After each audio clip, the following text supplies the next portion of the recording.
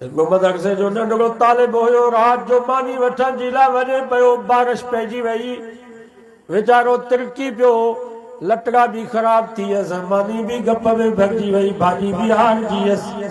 उहो नंढड़ो तालिब क़ुरान मजीद पढ़ण वारो रोए पियो। ख़ान ऑफ कलात उन नंढड़े तालिब खे जो ॾिठो, चई पुट छो थो रोई?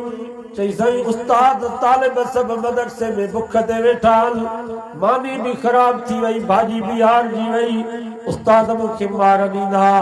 ख़ान ऑफ कलात उन नंढड़े तालिब खे पेशानी ते चुमी ॾेई करे घर वठी आयो।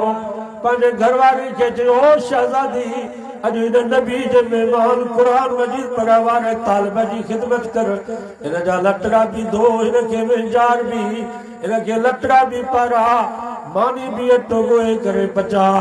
ख़ान ऑफ कलात जी घरवारी उन नंढड़े तालिब इल्म खे वेंजारियो, हुन खे लटड़ा पारायई, अटो ॻोहे मानी पचाई, भाॼी पचाए।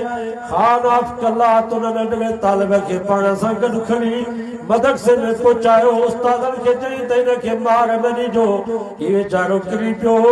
अल्लाहु अकबर, हिन खे तकलीफ़ न ॾिजो, ही नबी जो महिमान आहे, मां मानी खणी आयो आहियां, तव्हां मानी खाओ। अल्लाह खे ख़ान ऑफ कलात जी इहा नेकी एॾी वणी वई जो उन राति निंड में सुतो पियो, ख्वाब में नबी से जी ज़ियारत नसीब थियसि।